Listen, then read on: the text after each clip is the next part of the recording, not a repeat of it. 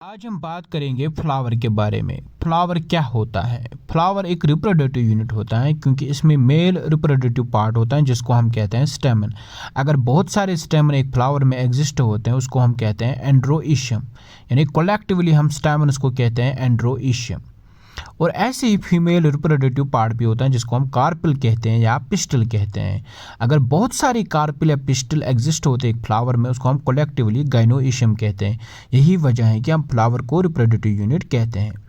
दूसरी डेफिनेशन जो फ्लावर की है वो ये है कि फ्लावर को हम कहते हैं मॉडिफाइड शूट, क्योंकि पहले से ही एक प्लांट में फ्लावर नहीं बनते हैं, बल्कि पहले शूट अपिकल मेरिस्टम होता है, फिर जाके वो चेंज होता है फ्लोरल अपिकल मेरिस्टम में। यूं ही नहीं होता है बल्कि एक हार्मोन की प्रेजेंस में होता है shoot apical meristem change floral apical meristem में, जिसको हम फ्लोरिजन हार्मोन कहते हैं। फिर फ्लोरल अपिकल मेरिस्टम से एक फ्लावर बनता है। इसी वजह से हम फ्लावर को कहते हैं मॉडिफाइड शूट, क्योंकि shoot apical meristem is changed into floral apical meristem due to the presence of the hormone called the florigen hormone. तीसरी डेफिनेशन जो फ्लावर की है वो यह है कि फ्लावर को हम कहते हैं सुपर स्पेशलाइज्ड लीफ, क्योंकि जहाँ पे लीफ्स और ब्रांचेस बनने चाहे वहाँ पे एक फ्लावर बनता है। यही वजह है कि हम फ्लावर को सुपर स्पेशलाइज्ड लीफ कहते हैं।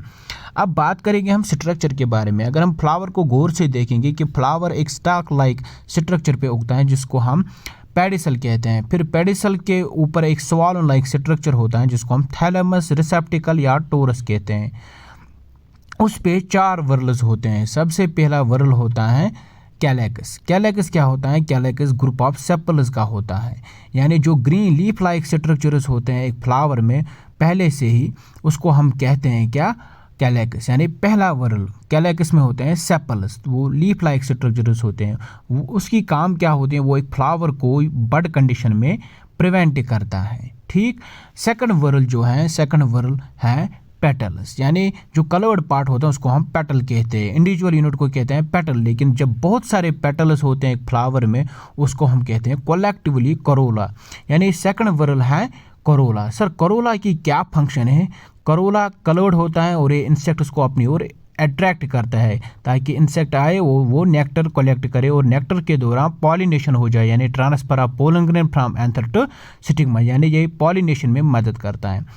ये जो पहले वर्ल्स होते हैं, एक तो कैलेकस और दूसरा जो करोला, ये नॉन एसेंशियल होते हैं और एसेसरी होते हैं। नॉन एसेंशियल इसलिए होते हैं क्योंकि ये रिप्रोडक्शन में डायरेक्टली पार्टिसिपेट नहीं करते हैं, बल्कि एसेसरी होते हैं। ये मदद करते हैं, ये असिस्ट करते हैं फ्लावर को, लेकिन इनडायरेक्टली।